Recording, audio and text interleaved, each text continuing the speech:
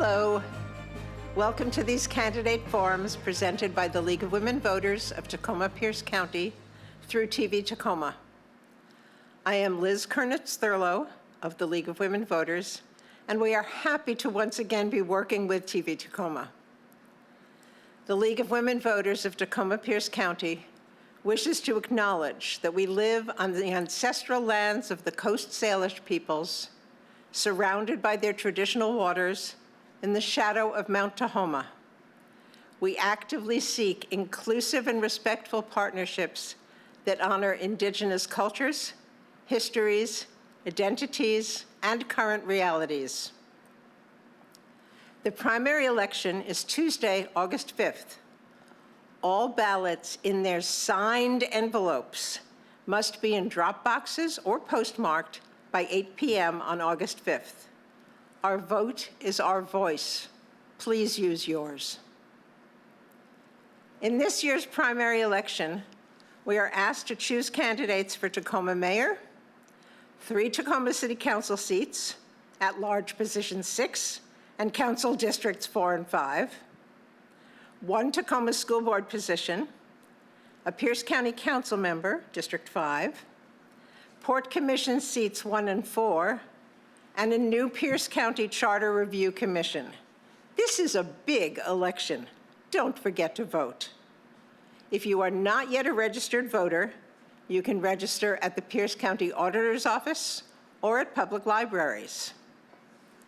Our forums are covering Port Positions 1 and 4, Tacoma Mayor, Tacoma Council at-large Position 6, and Tacoma Council Position 5.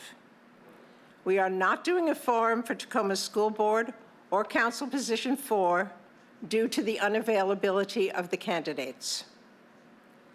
With me on most of the forums is Bailey Wambold, who will be asking many of the questions. Questions have been prepared by Bailey, me, and other members of the League of Women Voters of Tacoma-Pierce County. The primary election is on Tuesday, August 5th. You may mail your ballot or put it in a drop box. Please be sure to get it in a drop box or postmarked by 8 p.m. on that day. Please watch all of these forums and don't forget to vote.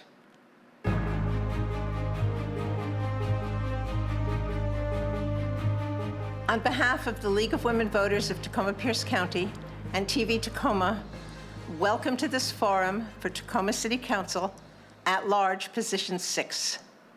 I'm Liz Kernitz-Thurlow, and I will be moderating. Questions will be asked by me and by Bailey Wambold, a member of our league and my co-moderator. The primary election is Tuesday, August 5th. You should receive your ballot in mid-July and must place it in a drop box or get it postmarked by 8 p.m. on August 5th. If you're not yet registered, you may register at the Auditor's Office or libraries through Election Day. Tacoma has 5 geographical council districts, each of whom elects a council representative. We also have 3 at-large seats and a mayor, all of whom are chosen by all the voters of Tacoma. This year, we elect Council at-large Position 6. The 2 candidates of the 6 who are running, who receive the greatest number of votes, will be on the ballot for the general election. The candidates for at-large Position 6 on the City Council are, in ballot order, Lindsay Wills, Hunter D. Henderson, Krista Perez, Jessica Johnston, Todd Brisky, and Latasha Palmer. Welcome, and thank you all for being here. All of these candidates have agreed to our ground rules, which, among other things, said that they will not discuss each other in their answers. Do you all agree? Yes. Thank you. Candidates have up to 2 minutes for opening statements, whatever we give them for questions, and 1 minute for closing statements. Our timekeeper is Noel Higgins. And you can all see the countdown timer, yes? Good. In ballot order, Lindsay Wills will give the first opening statement. After that, the order will rotate with each question. Lindsay Wills, your opening statement, please. Hello, my name is Lindsay Wills. I'm a regular person running for Tacoma City Council Position 6. I've been a public servant my whole life. My very first job was working the permit counter for a fire department down in California, where I'm from. After that, I worked my way up and became a fire inspector and investigator, where I responded to fires and hazmat incidents 24/7. I was a member of the local 2400 firefighters union down there. I moved to Washington in 2019 and quickly fell in love with the city here. I was working at the City of University Place for the last 5 years as their permits manager. So my whole life I've been reading code, interpreting ordinances, and speaking with the public about what's going on in the city. I've also managed department budgets, and I have a very clear understanding of how a city operates. Let's see, as far as being in Tacoma, I served as the climate ambassador with the city, working on their climate action plan in 2020. This was a partnership with the city and Communities for a Healthy Bay. So I got to do a lot of tabling and speak with the public about their thoughts on climate change, which is real. After that, I served for 2 years on the McKinley Hill Steering Committee, where I worked closely with a group of neighbors who wanted to improve our area. And I worked a lot on the McKinley Outlook project, which just opened a few months ago and is amazing. Other than that, I currently serve as the board on the Eastside Neighborhood Advisory Council of Tacoma. It's my first year there. I'm on the Economic Development Committee for ENACT as well. I love Tacoma. I love serving the city. This is my home. I have an almost 3-year-old daughter now, and I'm so happy to be raising her here, and I look forward to serving the community in a new way. Thank you. Thank you. Hunter Henderson, please. Hey, good morning. My name is Hunter Henderson. I was born and raised in Hilltop, and I'm from Tacoma, and I'm gonna probably die in this city. I never left, and I don't really plan to leave also. So I've had the chance to see Tacoma grow. When I graduated high school, Tacoma graduated less than 50% of the students district-wide. Now we graduate over 90%. I've seen the change that Tacoma can make. In fact, I wouldn't have made it without people trying to create change. I'm a first-generation college student. I got the Achievers Scholarship, and I wouldn't have made it past, being recruited to gangs or whatever without outreach programs. And so I've had to fight a long way and very hard to get a seat at the table. I got a bachelor's, I got a master's. No one else in my family has done that. And so what I see for Tacoma is that we have the ingredients for greatness, but it's been poorly mismanaged these last couple decades. What else to say? There's a lot I feel about Tacoma. I can talk about the nonprofit boards I serve on. I could talk about how much I care about this community, but really I'm here to serve. Right now I work for the Washington State Department of Transportation, doing salmon culvert repairs in 7 counties. I manage, probably close to $1 billion in projects. It's pretty wild, but salmon are a big part of our community here in Washington. So I'm running because I want to help navigate this time of change, especially under this presidency we have here. We have to be very careful about how we allocate and delegate our resources and where we're putting our energy and efforts into. And so I just haven't seen that. And so I'm putting my hat in the ring because I want to see positive change. Thank you. Krista Perez. Hi, as you know, my name is Krista Perez or Krista Perez. My pronouns are she, her, ella. Tacoma has been my chosen home for about 10 years. I'm a single working mother, also a homeowner living on the east side of Tacoma. I come from a family of immigrants and migrant farm workers. My family's had a trucking business for 30 years, exporting business for 15, and just by way of being raised in my family, I've been an entrepreneur for 20 years. A little bit of the work I've done here in Tacoma has found the Tacoma Women of Color Collective, perspective, we partnered extensively across the county in the South Sound, some work that I'm very, very proud of. I did unfortunately have to close it down due to leaving a domestic violence situation, but I was able to continue building my consulting business, focusing on diversity, equity, access, and inclusion. We did specialize in small business support, primarily businesses of color. We partnered with Pierce County and the Tacoma Chamber of Commerce to launch the Pierce County Business Accelerator Program. I personally mentored and instructed over 100 small businesses myself. Fast forward to today, I am at the Washington State Department of Commerce, overseeing $64 million in workforce and economic development grants.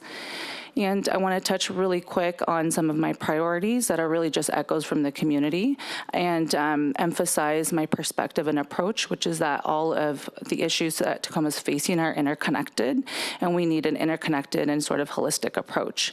So of course, safety in our neighborhoods, our communities, and for our small businesses as well, accessible and affordable housing, and what I like to call a thriving and inclusive economy. Thanks for having me. Thank you. Jessica Johnston, please. Thank you so much for having me here. My name is Jessica Johnston, and I'm running for Tacoma City Council, Position 6 at large. I come from a long line of entrepreneurs, healthcare workers, bankers, and civil servants. I was raised by people that believe in building the community and making sure that we are all thriving together, and that is the mindset that I want to bring to Tacoma. Today, I manage over 2 historic properties, one downtown called Courthouse Square, which is over 78,000 square feet. We house about 60 businesses, 2 restaurants, and a coffee shop. We are also home of the United States Postal Service, who's been serving for over 115 years there.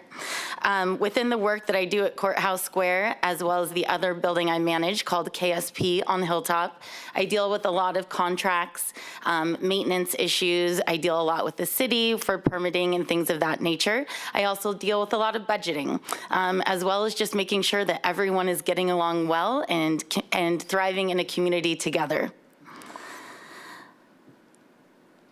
Outside of my professional work, I give back. I am also the Vice President and Treasurer to the Downtown Tacoma Partnership.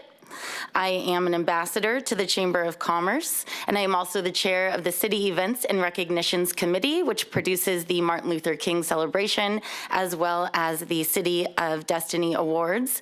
We also oversee the special event funding for the City of Tacoma, which I am proud to say we have started a subcommittee that will allow us to take money from the general funds and reach out to private folks to help us with our city commitments so that we are alleviating money and how we are spending it through the general fund. I also love to do yoga, take walks through our city and our neighborhoods. I truly do love Tacoma, but the truth is we can do better, and I want to help us get there. I believe that we need to improve our public safety, our relationships, and I am out of time. Thank you.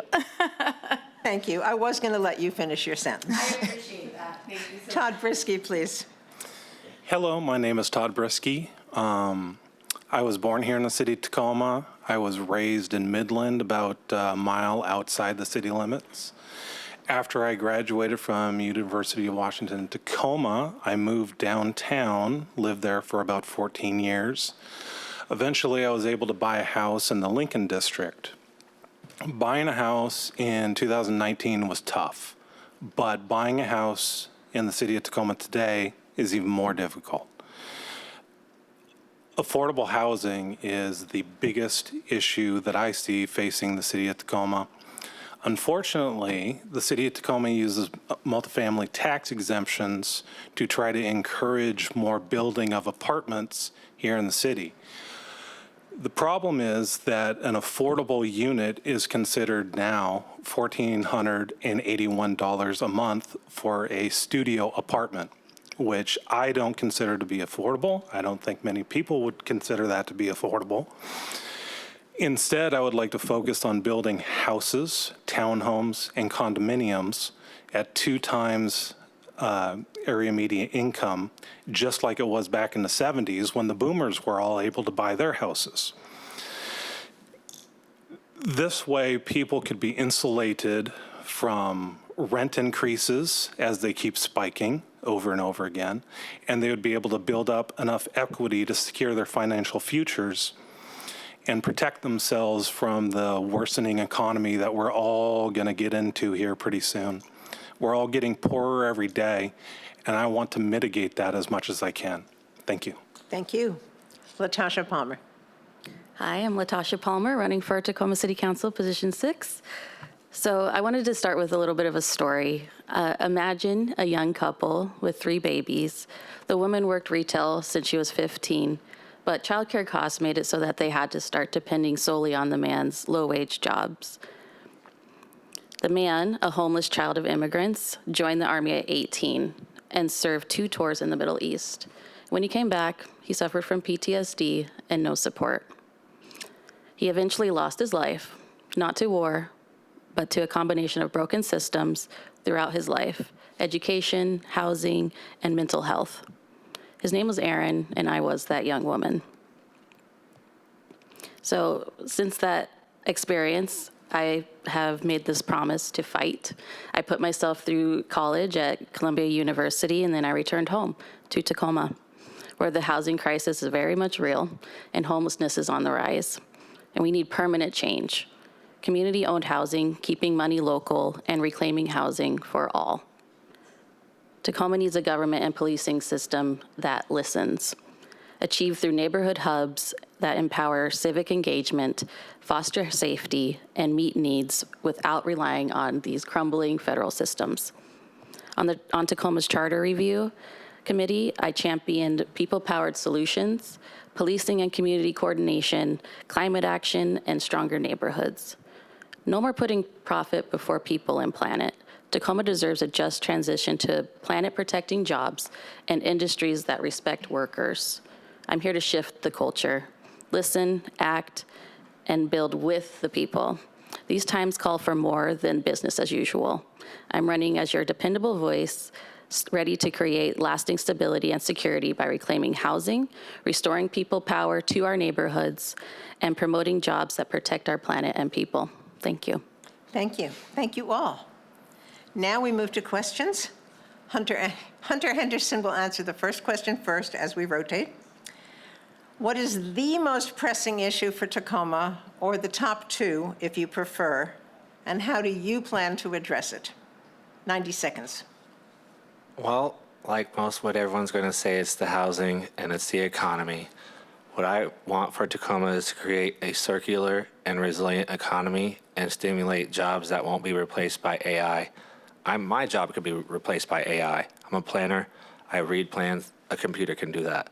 What we can't do with computers are trades. What we can't do with computers are make chips, which is a matter of national security. And then the other issue I would say is the housing and the homelessness. We're in a housing crisis, and in a time of crisis, the government has powers to use. We lost 150 acres of our city land to Bridge Industrial. That's now a big warehouse. We need houses, we need jobs. We could have invoked eminent domain because the crisis means we have to act, and we didn't act. We failed to act, and we still have opportunity to create a positive change in the economy. I want to create those jobs like recycling. People need to throw their stuff away. There's this technology that is prevented right now by our Shoreline Master Program. It's the green wave model of regenerative ocean sea farming. That's it, sustainability triangle. It will benefit our environment, benefit our economy, and provide sustainable food source for our people.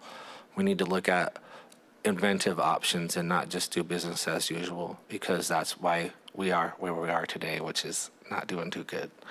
Thank you. Krista Perez, please. Sure. So, of course, there are several issues facing the city. I believe the most crucial, we are definitely in a housing crisis in terms of having enough homes and the homes that we do have being accessible. And so I'll address that one first before I move on to the second point. So I believe we need to build more houses, as well as have permanently affordable housing options. We need to have a variety of housing options for the variety of different folks that live in Tacoma. part of what will support, sorry, I'm thinking this through. Part of what will support more housing is streamlining permitting for our builders and our developers.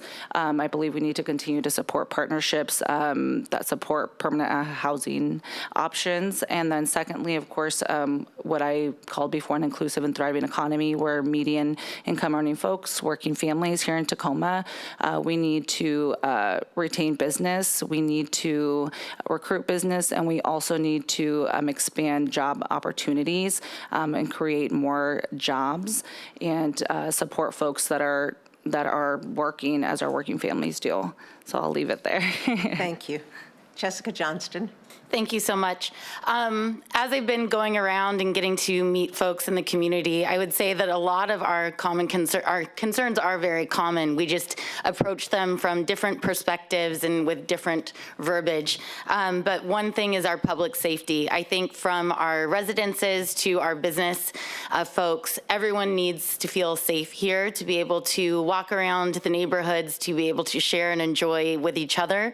One way I'd like to do that is by building the bridge between the Tacoma Police Department and our communities. I feel like these folks are truly heroes of our communities, but they need to feel accessible through programs and outreach with younger folks so that they can ride in the police cars and have a better understanding and not feel terrified when the police do show up in an emergency. I think that we all need to find a common ground there, and I do believe there is a way to do that. On my second topic, that would be our economic development. I do believe that the economy is the backbone to the city. I think that small businesses truly do create the vibrancy and the culture of our city. We don't want big box stores here and just Amazon, so we do need to be very careful of how we're treating small businesses. As I mentioned, I come from a long line of entrepreneurs with small businesses. That helps create workforce development, interest in, different types of industries. I think if we can really encourage our workforce development, get involved with our schools to create programs that make people want to join our economy. I also feel like the city maybe shouldn't have increased the business license fees 400% right after COVID, because that was not supportive to our small businesses. Thank you. Todd Brisky. Of course, homelessness and police 911 response times are big issues, but I think the number one issue is the cost of living here in the city of Tacoma, starting with housing. Building houses, townhomes, condominiums that people can actually afford to buy, to build their economic futures, protect themselves from rent increases. We can build those and we can sell those at cost to current Tacoma renters. I also think that we should give a priority to those who were unconstitutionally discriminated against by Tacoma's redlining policies. And we should also offer them to seniors that wish to downsize, freeing up their larger family-sized homes. Another thing that we should do, we have a beautiful port. We could reshore all the jobs lost to NAFTA, then the Tax Cut and Jobs Act, bringing those manufacturing family wage jobs back to this country and really serving as the backbone for a new flourishing reindustrialization. If we can get folks to have more money, that will help them battle these awful economic times. Thank you. Thank you. Latasha Palmer. Yeah, so I have to agree. I think homelessness is a huge issue in our city. It is one that I have lived through, and I believe I understand, what a lot of the folks are out there dealing with and what other folks need. Of course, I don't know everybody's story, but I know what helped me and my family get through that time. I think all solutions are interconnected, and that they lie with empowering communities and, again, putting people and planet before profit. But more specifically, I think we attack the homelessness issue through a regional approach. Tacoma has been kind of the hub for homelessness folks other cities bringing their folks in and busing them in without providing any kind of support. And we need to work with those cities to come up with a better plan and make sure everybody's pitching in. We need to stop the inhumane camping bans and police sweeps, and those just waste money that we could be putting towards actual solutions instead of moving the problem down the road. And we also need a diverse approach: prevention, long-term investments that address root causes, temporary housing that reallocate the dwindling beds that we have in the city, and long-term permanently affordable housing. Thank you very much. Lindsay Wills, please. Yeah, I think all these issues that are facing Tacoma are because there is a budget crisis, and I think that's the most pressing issue that's facing the city right now. Watching the budget meetings last year and seeing the city go through like an over $20 million deficit was super upsetting. So my approach would be looking at it that way of why we're having these issues, and it's because of the mismanaged budget. So my approach, again, coming from someone with a government background, would be to work with executive staff. Personally, I don't agree that we have so many executive staff members who get paid over $250,000 a year while essential services are being cut. I think we really need to take a look at employee compensation packages for these employees and find a way to save money there. I also have experience writing grants, so that would be another way I could help with the budget issues. I'm very comfortable writing grants, researching, looking for grants, and finding ways to get more money so we could have more funding to put towards these essential services like affordable housing. I also have extensive experience using Excella, which is the permitting program that Tacoma uses. And so I would like to work with permitting staff to figure out why it takes so long for permits to get approved, and hopefully improve that process as well so we can get these permits turn around quicker and have more affordable housing available for folks. It is a big issue, and again, I take a look at it a little more pragmatically. I'm always thinking about what do I think I'm actually capable of doing, and that's my perspective on this question. Thank you. Thank you. It's too bad we have to plan the questions before this because you all bring up a lot of great points, but we are all on the same wavelength because the next question is about homelessness. Homelessness continues to be a huge issue.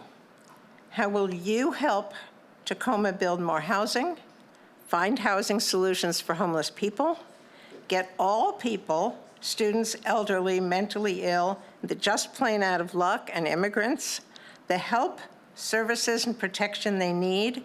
You have up to 2 minutes, but don't have to use it all. And Krista Perez is first. Sure. As I mentioned in my previous answer, I'll kind of go down the points. In terms of housing, I believe it's sort of a dual-pronged approach. We need more houses in general, and so part of that solution is streamlining the permitting process, making that more accessible. It needs to, we don't need to have our developers or our builders going through redundant processes, especially when they've already done it before. That's very frustrating. So getting more houses built. And at the same time, again, as I mentioned before, partnering with nonprofits, with churches, faith-based organizations, as well as we've done here in the city to continue to build permanently affordable housing. And then housing, I don't remember the next part of the question. Can you tell me the next part of the question? How do we get people the help and services they need? Right. I believe we need to continue with our wraparound services, continue to support them, continue to expand. There's an organization that I love to highlight, Vallejo. They work with the chronically homeless. I was once a housing navigator working with the chronically homeless. That partnership was crucial because not only did we navigate them into housing, but we also supported getting them to the workforce system, which I believe is part of that sort of solution that we're looking for as well. And then the last question is about how I'm going to address each individual sort of vulnerable group, I think. Is that the last part of the question? Sure. Whatever you want. I believe that we need to continue to stay committed to protecting and advocating for our most marginalized and vulnerable groups, such as our undocumented folks, immigrants, elderly, and homeless. Thank you. Jessica Johnston, please. Thank you. So for housing, I support density where it makes sense, but accountability matters. Some of the recently opened affordable housing units on Hilltop are neither affordable nor accessible, and they've been very mismanaged, underserved, and frankly unsafe. The city turned management over to an out-of-state company that doesn't know our neighborhoods and doesn't feel the impact, and that's not okay. Local development needs to be managed by people who care and people who support both small and large developers by making city systems more responsive. Permits, grants, incentives, and our processes should work with you, not against you. This also means job opportunities and development is an opportunity for more workforce growth. I also feel a really huge impact on our housing crisis right now, as far as the homeless crisis, is mental illness and addiction. These are the biggest barriers to a full, stable life. Many of our unhoused neighbors are facing one or both of these issues. We can't solve this crisis without lowering barriers to care. We need compassion, or compassion alone isn't enough. We need coordination, continuums of care, wraparound services, and consequences when needed. We can't allow people to suffer on the street. It's not humane. It's teaching our children that it's normal to step over people in pain. The camping bans must be enforced. Illegal drug activity must have consequences, but we also must support things like our therapeutic courts, wraparound services, such as the Rise Center on Hilltop, because they do work, they heal, and they create real opportunities for recovery and job training. Thank you. Thank you. Todd Brisky. Even though it was recently overturned by the U.S. Supreme Court, I think Martin v. Boise is the proper decision to go by, because you cannot criminalize homelessness. But that means that we need to build up more shelter space. We need to have ample shelter space in order to enforce the camping bans, because we cannot enforce a camping ban unless there is a place for that person to go. We need places for these people to go. And once they're in shelter, then we can provide the mental health services, the drug addiction services to those who need them. Also, because of the new bill passed in the federal government, a lot of them are being taken the Medicaid and SNAP away from them.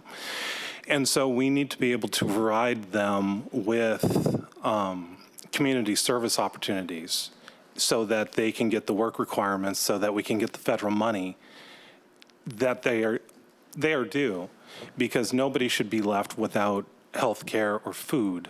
And this is something that we can absolutely do. Thank you. Thank you. Latasha Palmer. Yeah, so I'll expand a little bit on what I had mentioned before on homelessness. I believe that, again, this is something that is a citywide concern. It's not just something that the city should be involved in. I do agree with Jessica that we need local solutions, and that is why I'm a part of the Aya Community Land Trust in Hilltop, providing those actual solutions, providing housing for folks that are lower income and people of color. I'm also one of the only women of color in this race that is backing and will protect the Tenant Bill of Rights. I believe that we need resources and solutions outside of nonprofits. We love our nonprofits, but we know that they're struggling right now, and with the federal budget cuts. And again, so we need to look for other solutions, innovative solutions, like in our neighborhoods, creating hubs where people feel empowered to help each other and protect all residents, including our immigrants and our lower income folks and our people of color, the ones most in need. So that is the first approach. I do think we can do a little bit more too with the folks that are experiencing homelessness now. we just went through budget cuts here and lost a ton of beds. And having listened to community, a solution around that is to reallocate the beds that we have to the people most in need. So a lot of the houses in Tacoma right now, beds in Tacoma right now are allocated to like certain groups and others can't use them. So we need to look at the ones that are needing those beds the most and get them in those beds. Thank you. Lindsay Wills. Hi, yes, homelessness is a big problem in our city and in our whole country. Whenever I get asked this question, I always mention a book that I read this year called Poverty by America by Matthew Desmond. I really recommend everybody reads that. It's such a complicated issue. There's so many systemic failures in our country that lead to homelessness. I know many families, including myself, were like one medical emergency away from being homeless. So, and yeah, and as a child, I grew up homeless as well. So it's something I always think about and worry about. How do we help these people? As I mentioned earlier, it's getting a handle on the city budget, so we do have more funding to go towards these services. I think just leading with compassion is so important. I plan to be out speaking with our unhoused community and seeing how we can help each person. I think each person out there has a very unique path to get into housing, and it's not going to be a one solution fits all. I do think people on city council need to think of themselves as poverty abolitionists. Again, that's a term from Poverty by America. We really need to think about how we can help people. I support ideas like social housing, tenant-owned cooperatives. I think I would love to see programs like that implemented in our city. And again, just getting the permit process for builders a little bit more streamlined and making it easier, especially for homeowners who want to have ADUs. I think that's a great opportunity to provide more housing for people who need it. The city does have a great ADU program that I would love to help promote and get folks more aware of. Thank you. Thank you. Hunter Henderson. Can I get the question again? Sure. It's been a while.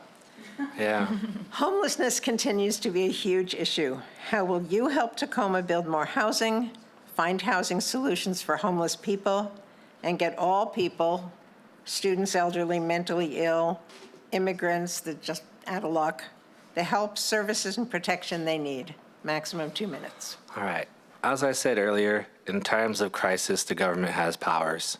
We need to stop allowing developments like what happened at the Tacoma News Tribune that took up like 20 acres of land, put in a warehouse in a historically red-line neighborhood, and the Bridge Industrial Project from happen. We don't need to streamline permits for those kinds of developments. We need to carefully use our not built-out land to make sure we're making the best of it. We don't want a Seattle Tacoma. That's not what we're trying to do here. Everyone deserves a home. Everyone deserves to be happy and healthy. And so in order to do that, we need to work with nonprofits. We need to have programs and organizations like the Aya Land Trust. Shout out, that's pretty cool. Because the typical American is only one paycheck away from homelessness. Like, we're all broke and we're all going to get broker under this economy with Trump. As far as homelessness and getting people mental health help, you can't force people to get treatment. You can't force people to help themselves. But when there's opportunities available, people that want help will go get them. If someone is out there and committing crimes, maybe because they're desperate, we need to have a program similar to Rhode Island. That's like, yeah, they're penalized, they're put into jail, but in that jail time, they have wraparound services where they get treatment. They get their mental health problems addressed, and they get vocational training while they're in there as part of their sentence time. It's shown a significant decrease in drug addiction overdoses in Rhode Island by like 40 or 50%, which is a significant amount. Granted, Rhode Island isn't big, but for them, that's doing pretty good. So we really need to lean in on that. The Growth Management Act requires our city plan to have that kind of housing plan for all levels of economic income. And so we just need to hold our city accountable. Thank you.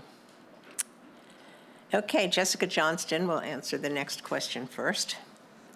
Do you have a plan to address hate speech and threats to the BIPOC, immigrant, and LGBTQ communities? This connects to housing, policing, jobs, and everyday life. What do you propose to help improve and equalize conditions for all? And you can do that in 90 seconds, right? Probably not, but I'll give it a shot. So equity isn't a box to check. It's a lens through which every policy should be shaped. I believe in a Tacoma where everyone, especially those historically marginalized, LGBTQ plus residents, communities of color, and people living at the intersections of multiple identities can thrive with dignity, safety, and opportunity. That means ensuring fair housing practices, inclusive hiring, equitable education funding, and representation in leadership. I support policies that are both principled and practical, grounded in justice and built to last. Inclusion makes us stronger, and I lead with that truth at every table I sit at. Thank you. Thank you. Todd Brisky. I'm definitely a civil libertarian when it comes to the First Amendment. So if it comes to hate speech, that's I'm pretty much a First Amendment absolutist when it comes to that, although it should be condemned by everybody in power whenever it happens, obviously. When it comes to equitable type policies, one of the things I think of first is food deserts. We have fewer and fewer grocery stores here in the city of Tacoma. When I was living downtown for a glorious year or so, we had a grocery store downtown, and it was so nice. But then that one got closed down, and I had to start going back up to the Albertsons. But then eventually that one shut down, so I had to go even further away to the Safeway. If we had some sort of plan or a process for allowing tax cuts or something to mini-marts to provide food staples, we have mini-marts all over the place, and if you could go there and get some potatoes, get some cheese, get some eggs, get some milk, bread, all the essentials for your daily meals, I think that could really improve the lives of people that live in more food desert areas. Thank you. Thank you. Latasha Palmer. Yeah, so I know hate speech has been an issue on this council before in the past too, where the members of the council who are women of color have been attacked. And there hasn't been real answers or solutions to how to prevent that. So I would like to look into that a little bit further. But I wanted to say that basically all of the work that I've done so far and will continue to do has been around protecting people of color and people most in need and improving their living conditions. Again, part of the Aya Community Land Trust. I'm also a board member of the Hilltop Action Coalition, where we fight against displacement for folks. Also part of the Tacoma Urban Performing Arts Center on that board, where we're providing, avenues for kids to stay busy and be introduced to the arts when they normally wouldn't be, preventing them from getting involved in other things. I also founded the Race and Equity Committee at my children's school. That was one of my first works in advocacy, making sure that I'm doing what I can where I was, and making sure that the kiddos in the school are all seen and represented. And I do agree that we need more resources in our neighborhoods, and my plan for that is those neighborhood hubs where everyone has access to those basic needs like food and shelter. Thank you. Lindsay Wills. Could you say the question one more time? Certainly. I'm so sorry. Do you have a plan to address hate speech and threats to the BIPOC, immigrant, and LGBTQ plus communities? This connects to housing, policing, jobs, and everyday life. What do you propose to help improve and equalize conditions for all? Thank you. So as a white woman, it's my responsibility to be anti-racist and to be loudly anti-racist. It's especially, with such a diverse council, it would be my plan when someone speaks out of turn to defend them and to say, no, this is not acceptable.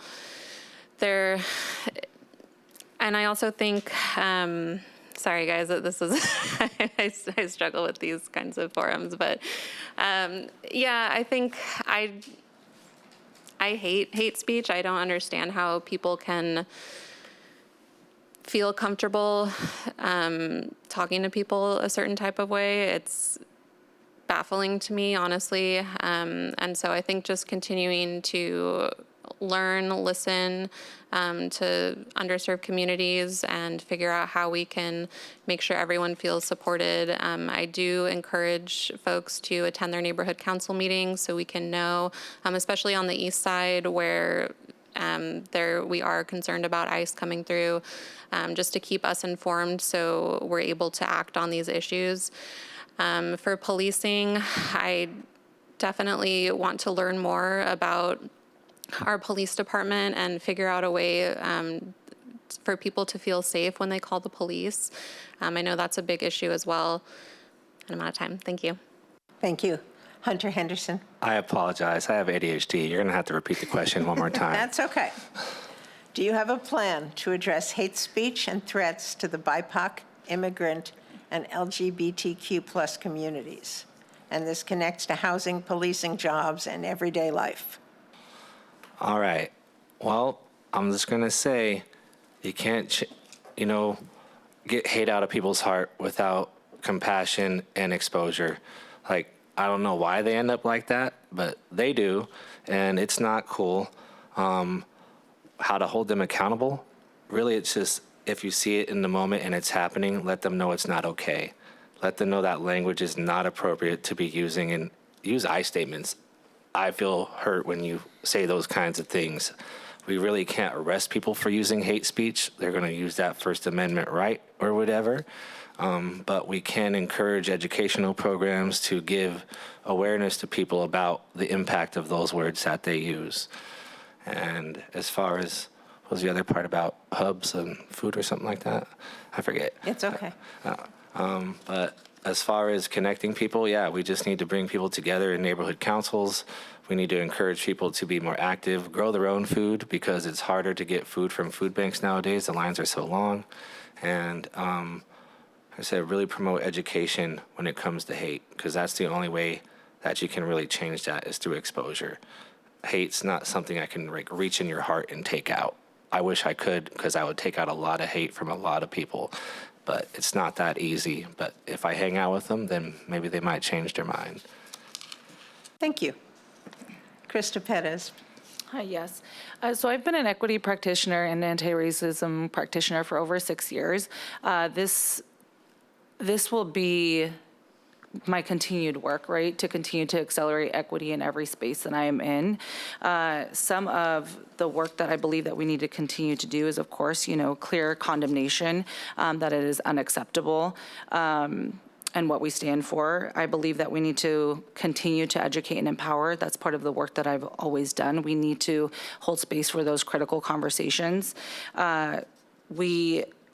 I agree with Latasha in that we need to investigate what sort of stronger protections can be found, especially at the council level, whether that looks like training, workshops, I'm not quite sure, but I would love to look into that. And then continue to partner and support our LGBTQ and immigrant organizations. I believe that sometimes when we're looking for solutions, we look outside instead of going to those most impacted and saying, how can we support you and how can we expand on the work that you're already doing? I also really believe in leading by example and modeling what we want to see, what we wish to see. And lastly, I want to encourage you to check out my book. This is part of what I wrote about as an author. It's Restorative Practices for Cultivating Spaces of Belonging. The actual title is Unearthing Our Roots. That's it. It's okay. Thank you. With me is my co-moderator, Bailey Wombold, a member of the League and of our Voter Service Committee. She will be asking the next questions, and Todd Brisky will answer the next one first. Hello. And this next question will be 90 seconds. Do you have a plan to resolve the city budget deficit? What services will you cut, and what taxes or fees do you expect to see increase? Todd Brisky. we're all getting poorer every single day. We're getting it from the federal government. We're getting it from the state government. Everything costs more. We're getting taxed more. The last thing I would want to do is raise taxes at a city level. So that means that we're going to have to figure out which services are absolutely essential at a city level, particularly customer-facing ones, particularly public safety. Any of those that people rely on, people go in, people go and talk face-to-face. We need to make sure to keep those ones. But anything else is on the table. Anything else that could be more efficiently done, maybe by the county. We need to do everything we possibly can to not make our citizens poorer while still providing those essential services that they need. Thank you. Thank you. Next, Latasha Palmer. Tax the rich. I very much approve of not putting more burden on the people, the working class folks in our city. I very much think we need to look into our tax, how we tax folks. And there's concern usually of, okay, if we do that, then it's going to chase everyone out of town. There's ways around that. There's research that shows that you can approach it in a regional fashion in order to prevent that from happening. And I do not think that we need to necessarily cut things. I think we need to look at what services we can pivot over to neighborhoods and over to people, because we have the resources in our communities when it comes to people who have expertise in different areas in our neighborhoods, and they're just waiting and willing to jump in and help. I tell you, I went like door to door yesterday and met a wonderful woman who told me about the not having, parks in their area for the kiddos, and she's just like, and she used to teach, and she's like, I'm retired, I'm just here, and you put me to use, So there's people out there that will help cover some of these things that we're paying for and that have been ineffective, even though we're paying for them. We need to lean on community more. Thank you. Next, Lindsay Wills. My plan would be, as I touched on a little bit earlier, would be to focus on employee compensation with the city. I do think that people making over $200,000 can have their employee compensation packages looked at. For every person's salary, the city contributes around 11% into that employee's pension account. I think even redistributing that to like 0.5% less and the employee paying 0.5% more would be an amazing savings for the city, especially having thousands of employees. I also think that the city's health insurance package is very generous. Most employees pay around $100 a month for their whole family.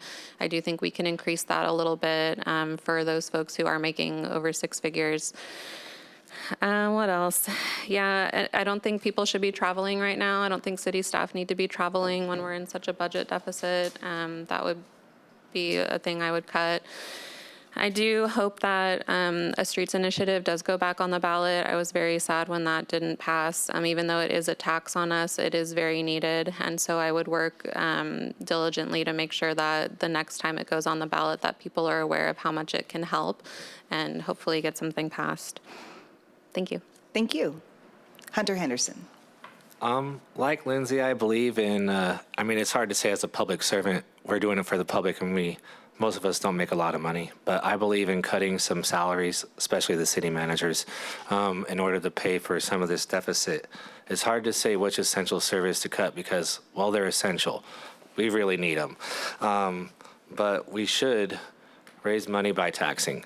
I'm just going to say I'm a fan of the tax. That's how we have a high quality of life. WashDOT, just for example, how do you think we pay for our roads? It's the gas tax that does the maintenance. Did you know most bridges are unsafe in Washington to drive on and can collapse at any time? That's because we don't have maintenance money to take care of it. That maintenance money comes from the gas tax. I agree that we should have some taxes in place in order to have those things. available for people, those essential services like maintaining our roads. But looking at people's salaries is one way to raise some money, and I agree with Lindsay when I say the council shouldn't be traveling when we're in a deficit. They shouldn't be getting like crazy bonuses or anything like that. We can look at their pensions. We can look at their health care, because I know I pay like $500 a month for just me and my wife working for the state for health care. It's a lot. That's a lot. And so we can look at those programs we can cut because they're still going to be covered. They're still going to be taken care of, but we need to take care of our community in general, all of our people. Thank you. Thank you. Excuse me. Thank you. Krista Perez. Yes. And everything that we do, I really believe in assessing and evaluating first before sort of coming up with solutions that should inform our solutions. So, you know, if elected into office, I would love the opportunity to review rigorously the deficit and the budget myself. I know we have access to it, but we also don't have a lot of the knowledge that we need to be able to look at it clearly and to look at where, you know, money needs to be reallocated, where do contracts need to be renegotiated, where are we inefficient. I believe there's a lot of that happens, and it takes time and it takes effort. I certainly don't want to impose more taxes on our already sort of struggling working families in Tacoma. However, you know, I believe for certain benefits and certain areas and issues, we have to and we do need to, but it needs to be a really sort of carefully approached issue. I do want to talk a little bit about looking at income streams. So what does more income look like, right? Instead of just looking at just cuts and taxing. So don't have the answer for that now, but wanted to put that out there. Thank you. Jessica Johnston. Thank you so much. So it is really hard to say how we can pull ourselves out of such a large deficit that we are in currently, but I'd like to make sure with my leadership that we don't continue to add to that. Taxes are the backbone of our city budget. The city is a business and our taxes are the revenue. Local businesses are a huge part of that, which is why I do believe in supporting our small economy in that direction. One big step forward of how we could quickly resolve this would be by bringing city employees back into the office. It supports small businesses, builds foot traffic, and reactivates our economy. I know especially here downtown, a lot of the restaurants used to be open for lunches. They no longer are because there's really no one to serve. So I feel that the city could make a huge step by bringing their staff back into the building. Every dollar the city spends should be trackable and traceable, purposeful, and serve of the public good. I would push for clear, accessible budgeting tools that let residents see exactly where their money is going and give them a voice in how it's being used. Transparency builds trust, and trust builds stronger communities. I also believe in fair taxation, making sure the burden doesn't fall on opportunities and working families and small businesses. We need to hold our city accountable, not just for how it collects funds, but how to wisely use them. Thank you. Thank you. And for this next question, we will have 60 seconds, and we will be starting with Latasha Palmer. The question is, what are your ideas about improving economic opportunities for young people in Tacoma? Yeah, so it's a very important question. Thank you, Bailey. I think that we have to center our children and ask them what they're actually interested in and go from there. You know, I think there's a lot of things that have been trying to reach kids without kids being involved in the answers. I know of programs that like their late night programs and that allow kids to be around each other and learn and communicate and keeps them, again, out of harm's way because they're staying active and busy. We have great apprenticeship options in our trades, and kiddos can definitely deserve more access to that, and we need to make sure that kiddos from different backgrounds have access to those and know that those are available to them as well. Thank you. Next, Lindsay Wills. Yeah, I think there's a lot we could do. I know for me, I got my first job when I was 15 because I needed money. I think talking to the youth and figuring out, what exactly they would want to do would be helpful. I recently had an opportunity to tour the new Eastside Training Center that's opening up over on McKinley. It's a partnership with Clover Park Technical College. I think it's really important to let kids know that there are other opportunities to become financially secure that aren't just going to college. I didn't go to traditional college myself. So I think I would want to be in the schools, talking to teenagers and just providing the information so that they're able to make the right choice for themselves. And that's it. Thank you. Thank you. Hunter, yes, absolutely. What are your ideas for improving economic opportunities for young people in Tacoma? Define young, I would say. I think kids that are school age should be focused on going to school and getting good grades and creating a pathway forward for their future.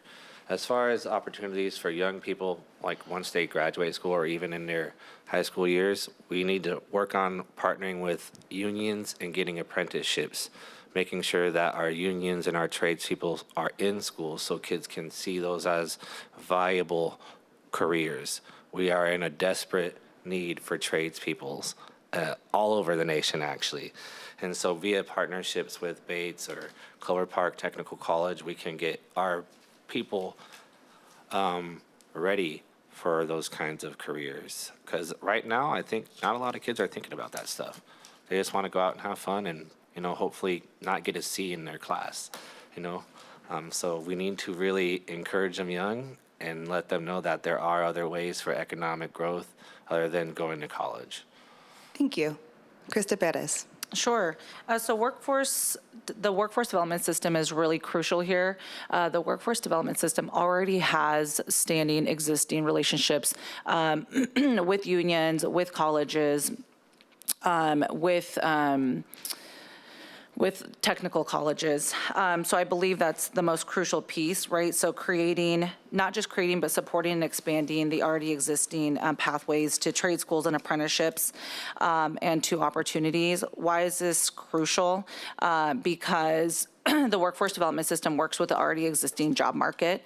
So we support young people, right? Folks that are in the system through to jobs that are actually there, right? We're not saying, here, go take this class. We don't know if there's going to be a job for you, right? And then the next layer up is we really have to focus on retaining our business retention and recruitment so they can have more jobs when they get out. Awesome. Thank you. Jessica Johnston. Thank you. I started working at a young age in the real estate industry, and I'm still in that industry today. I do believe in having a part-time job and just getting your feet wet and trying to figure out what really is your passion, because it's more than just a paycheck. Having a good life is also having passion for what you do every day. I believe that kids aren't just the future, but they're the heartbeat of our city today. I believe we must invest in their potential with real resources, expanded after-school programs, equitable school funding across districts, and mentorship incentives that inspire leadership, purpose, and pride. Whether it's access to arts, STEM, or career readiness programs, young people deserve more than just a classroom. They deserve instruction, they deserve hope, and they deserve a path forward. I want to see Tacoma become a city where every child, no matter where they live, has access to opportunity, safety, and encouragement to thrive. Thank you. Thank you. Finally, Todd Brisky. Unfortunately, what used to be a part-time job for a younger person is now a job that folks are trying to raise families on. Ever since the economy was hollowed out by NAFTA, made even worse by the Tax Cut and Jobs Act, those are the jobs that people are trying to raise their families on, and they're just not designed to do that. We need more jobs. We need better jobs. We need family wage jobs. We need to reindustrialize. We need to bring back jobs from overseas. We need to get the kind of jobs that people can actually flourish with rather than just get by. And so anything that we can do to bring those jobs back to the port, to encourage new businesses to come into the main city and provide people the choice and opportunities to pick the job that best fits their life. Thanks. Thank you. This next question will also be 60 seconds, but it's kind of a long one. I'm sure we've all seen the natural disasters that have recently taken place across the United States. The increased severity of many of these events is a symptom of a warmer atmosphere and changing climate. How can and should Tacoma help combat climate change? What will you do? How? And you may include how we should be working with the port or public transportation or solar power or whatever you can fit in 60 seconds. Big question, I know. So we're going to start with Lindsay Wills. Okay, as I mentioned before, I was a former fire investigator. I was dispatched out to the fires in California that devastated a community in Santa Rosa. Climate change is real, it is terrible, and I've witnessed the effects firsthand. As far as what I would do, as I mentioned before, I did participate in the city's climate action plan. I support things like solar panels. Such a big question, guys. I think the city needs to work on attracting climate-friendly businesses. I plan to work with the Planning and Development Services Department to make sure we get those kinds of businesses into the city. I take the bus regularly. If I'm elected, I'll be taking the one down from my house on 56th and Pacific down here. I do hope to encourage other people to take public transportation as well. I think that's a very great way to get cars off the road and quickly improve I live on the south end. There's no trees. The air sucks. Thank you. Thank you. Hunter Henderson. Man, this is what I've been waiting for, is the climate question. Our shoreline master program currently prohibits aquaculture off of our shoreline, but there's this really cool sustainability triangle model of regenerative ocean sea farming called Green Wave, and that would generate economy, that would clean our, the first Superfund site in the nation, Commencement Bay, and would also give us a sustainable source of food. The other thing I would say we need to do is create a circular economy. We need to take products that have a life cycle, and at the end of the life cycle, make them into something new. We can do that with the recycling industry, which there's, I think it's Sweden that imports garbage now from all the other countries, and they get paid to do that. Why can't Tacoma also take people's garbage, recycle them, create jobs, and create post-consumer products? That's reducing climate change. We don't need to make new stuff. We need to make the stuff that we have last. But really, that Green Wave thing, look it up. Thank you. Krista Perez. Okay. So we absolutely need to partner and continue to partner with the port and transportation to strategize solutions. Again, I don't believe we should work in silos. That's part of why we keep going around with certain issues. We absolutely need to ideate and brainstorm and co-create our solutions. I do agree with, I don't know who said it, but we need to incentivize businesses to be green, right? To adopt green practices.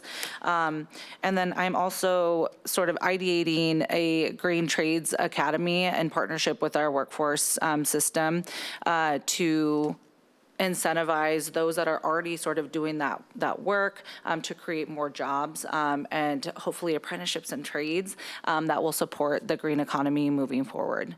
That's what I got for you. Awesome. Thank you. Jessica Johnston. Thank you. Environmental issues aren't some distant debate. They're showing up right here in Tacoma in the form of polluted air, unsafe water, and vulnerable communities hit hardest by climate change. I believe environmental justice is social justice, and our policy should reflect that. I will fight for clean air, clean water, and access to public green spaces, especially in neighborhoods that have historically been underserved and have brunt the environmental neglect. Climate resilience also means investing in infrastructure that can withstand future challenges, supporting green creation and promoting sustainable development practices. We can be both environmentally responsible and economically smart, but only if we're willing to think long-term, act locally, and lead with equity at the center. Thank you. Thank you. Todd Brisky. Unfortunately, since Washington State produces so little carbon, about 100 million metric tons per year, or 0.25% of the world total, even if we went to zero, climate change would continue on unabated. Even if we went 100% negative, removing 0.25% from the environment, it would still continue. So we need to focus on mitigation. As the summers get hotter and drier every single year, we're going to need more and more water. That probably means we're going to have to build more reservoirs so that we don't go into drought conditions every single year going forward as it keeps getting worse and worse. One of the things we could do, though, is bringing back those jobs from China where it's manufactured with coal, where we would be building it using our hydropower, and that would stop the coal production over there and instead be cleaner over here. Thank you. Latasha Palmer. Yeah, so in addition to the transitioning to green businesses that I've mentioned so far, I wanted to call out that we know what we need to do. Tacoma's done so many different studies on this, and we have our climate commission and we have our climate action plan. What we do need is a climate commission that has teeth and can do their work to monitor that work and make sure that we're on task and doing the things we need to do to meet those goals. When it comes to natural disasters, I've been in groups with like Tacoma 350, where we're designing resilience hubs so people do have places to go in case these things happen in Tacoma. And I do think that we have our reservoirs and stuff. We've learned about those, but there's overall just needs to be a transition to accountability and paying attention to what we're actually doing and not just saying we're going to do something, but taking the steps to complete it. Thank you. This next question will be our last, and it will be 90 seconds. And we're going to be starting with Hunter Henderson.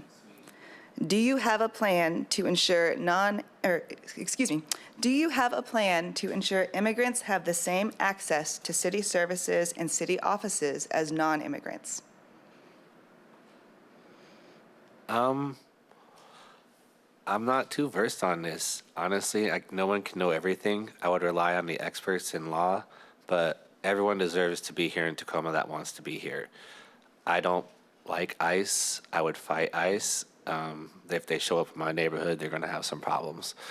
But we need to protect our vulnerable people like that. They are really the backbone of America, and they're undershadowed and overlooked. And so I would work with our lawyers. I would work with our police department to not support the deportation of our illegal immigrants. But we need to have stronger programs and protections. Honestly, it's really hard at this time with the federal government and with the whole social climate around this population of people. But they deserve to be here. They want to be here, and they deserve to be protected. I just know Tacoma doesn't really have something in place strong enough to protect them right now. And we need to get that program in place fast, and we can only do that with people that are more knowledgeable in that area than I am. And we need to really come together to make that happen faster, sooner than later. And that's what I got. Thank you. Krista Perez. Can you please repeat the question? I'm sorry. Absolutely. Do you have a plan to ensure immigrants have the same access to city services and city offices as non-immigrants? Yeah. So that's a tricky question because really the underlying issue is documentation status, right? And so that is, as he mentioned, those are legal issues. I do believe the city is doing as much as they can in terms of being a sanctuary city. Like, hey, we are on the list with the Department of Homeland Security. However, what I believe we can do more of is continue to sort of build a strong network with our organizations that support our immigrant community legally with resources. With my nonprofit, we actually partnered with Community Rise, and we provided legal services pro bono to the immigrant community. So I think what we can't do as a city, we should be supporting and connecting within the community strongly, and also advocating in every space. So again, making sure that advocacy and protection is there with the police department and every other service that folks may need. Sometimes it looks like just stepping in and saying, hey, we're protecting them. And of course, I am always going to stand against the detention center. I'm always going to protest the detention center. I'm always going to protest collaborating with law enforcement and to continue to protect our immigrant communities. Thank you. Jessica Johnston. Thank you. This is a subject that I'm glad that you brought up, and one that don't have a pre-answer to give to you about this. This is an issue that not just Tacoma is facing, but America in itself. It's something that needs our attention immediately. There needs to be a plan of action, and one that is created by everyone across the board. This is an American issue that we all need to handle. We are a country that was built on immigrants, so clearly we need to resolve this issue, and we need to resolve it quickly. I was recently knocking on a door with a lovely woman who was born here. Her parents were not. She showed me in her pocket that she keeps her birth certificate on her at all times. We both shed a few tears together because that is not a healthy way to live. People should not have to be living in fear. So I would like to sit down with every kind of organization that can find a solution to this really terrifying issue. Thank you. Thank you. Todd Brisky. My strongest and most unwavering principles are that of civil libertarianism. I know that the Bill of Rights applies to every single person inside the United States, whether you're a citizen or an immigrant. I also believe in federalism, which means that if there's a disparity between federal law and state law, I'm going to side with state law, whether I agree with it or not. But that means that if I have to choose between the federal laws and the state sanctuary state policy, I'm going to go with the state every single time. But we need to make sure,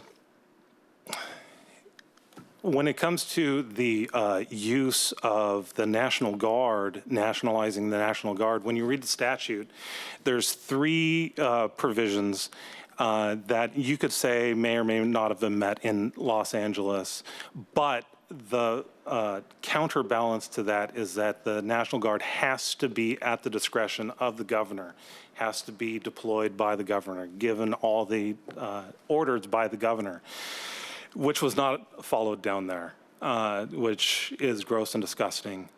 If that same thing happened here, I would be fully supportive of any lawsuit that the state filed against and tried to stop it in any way possible. Thank you. Thank you. Latasha Palmer. And so I have to mention that I'm very connected to this. My children's grandparents are immigrants, so they're third generation. And I have to say, we're not actually a sanctuary city. Tacoma is not. We are a welcoming city, and I believe that we need to strengthen that, make sure that we refuse that city resources are put toward immigration enforcement. We need to expand legal aid and language access services, and we need to protect our workers and families from discrimination. And I've been down to the detention center. I've heard the stories. They're gut-wrenching.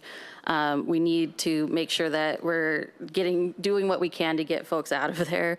And then the contract is actually up for the detention center this coming year, and we need to definitely look into not renewing that and getting that out of Tacoma. But overall, I also think we, again, need to rely on our community and make sure that we're resilient. Me and my community, we have a group text when we see anybody sitting outside in an unmarked car. So there's ways that we can train people through public education campaigns and safety plans to be ready in case ICE and other things happen in our neighborhoods. Thank you. Finally, Lindsay Wills. Bless you. Yes. So the question, how do we ensure immigrants have access to city services and offices versus non-immigrants? So I would have to first learn what services and offices are not available to immigrants. I know right now, for me, we all walked into the city office today and no one was checking our IDs. So I would want to identify what buildings, what services that we are asking for documents in order for that person to get the services, and then figure out how we can eliminate that requirement.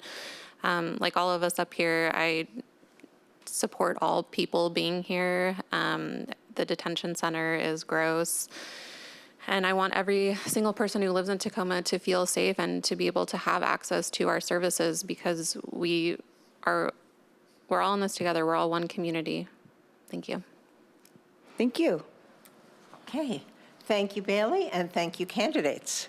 Now you may each have up to 1 minute for a closing statement. They will be in reverse ballot order, so we will begin with LaTosha Palmer. So why am I the best candidate in this race? I am a woman of color from Tacoma, bringing actual solutions that are appropriate for this time, because this time calls for something different, something more. I'm on the charter review. I had my backbone tested, proven for people and putting first people and planet changes. Listening, acting, and building with the people. Also, I do not take corporate money. Having the immersive training with the charter review makes me the only candidate ready to govern against federal overreach on day one. I am running as your dependable voice, ready to create lasting stability and security. Thank you. Thank you. Todd Brisky. My number one goal is to mitigate the pain that's coming from our economy, from increased taxes, from increased costs at the grocery store, from increased costs of everything. I want to make Tacoma a city that you can afford to live in. That starts with housing, trying to get affordable houses that people can buy that insulates them from rent increases, trying to bring in more jobs, better jobs, higher paying jobs, so that everybody has the opportunity to flourish. And most of all, just not making things worse, not burdening the public with more and more costs. Thank you. Thank you. Jessica Johnston. Thank you. I am a longtime Hilltop resident. I am a small business advocate and community connector, and I'm running to bring practical and compassionate leadership to Tacoma. I've spent many years working across many neighborhoods to build stronger business districts, improve public safety, and support a creative housing solution. My goal is to lift up voices of people who often go unheard. I'm running to deliver real results, from affordable housing to mental health services and clean streets and thriving neighborhoods. I know what it takes to get things done, and I'm here to lead with integrity, heart, and hustle. Thank you. Thank you. Krista Perez. I've demonstrated that I can take grassroots organizing to systems implementation. My career choices have equipped me with the skill set to get the job done as a council member, but it's my lived experiences that have equipped me with the heart to stay committed to the work. What I can promise you is to work hard, to show up in authenticity, transparency, accountability, and with a vision for the future and sustainable decision-making. I'm here to activate folks and to ask them to walk alongside me in solutions and leading the city. Thank you. Thank you. Hunter Henderson. You know, I was born and raised on Hilltop, and I broke through a lot of barriers. I can say I don't know everything, but I can really learn. A lot of politicians and people that run, they make vague posts, they make vague promises, but what lacks is a way forward. What lacks is data. We need to follow data and make data-informed decisions. That's what I have on my website.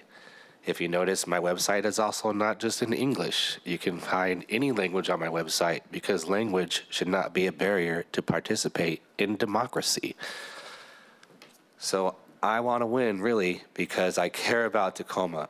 I have a plan for us. I have a future resilient economy, one that won't be replaced by AI, one where we will remain relevant into the future. It's our city. It's our vision. It's our destiny. A Tacoma for us all, and that's why I'm running. Thank you. Lindsay Wills. Hi, it's me, Lindsay Wills. I'm a regular person. I'm not a politician. I am the best candidate for this job. I know Tacoma is looking for new leadership and a new perspective, and that is me. My work experience and who I am as a person make me the best person for the job. When you hear me struggle to answer a question in these types of settings, it's because I have a tendency to start telling you how I really feel, and that's how I'll be when I'm on council. I don't have talking points. I don't have a consultant. I'm not going to read to you some, canned answer. I will always tell you if I can do something, and I'll tell you when I can't do something.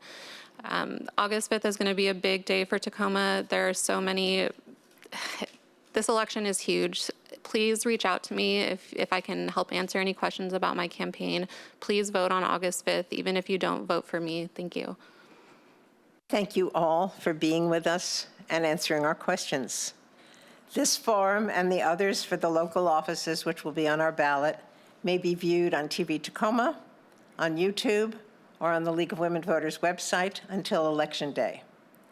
The candidates for Tacoma at-large Position 6 are, in reverse ballot order, Latasha Palmer, Todd Brisky, Jessica Johnston, Krista Perez, Hunter D. Henderson, and Lindsay Wills.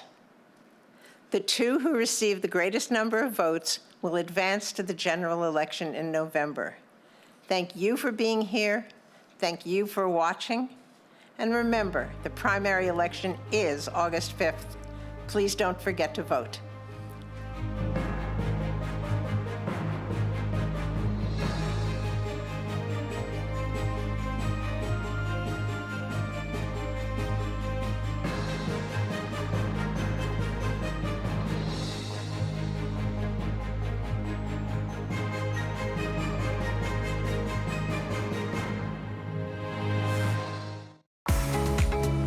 You're watching TV Tacoma.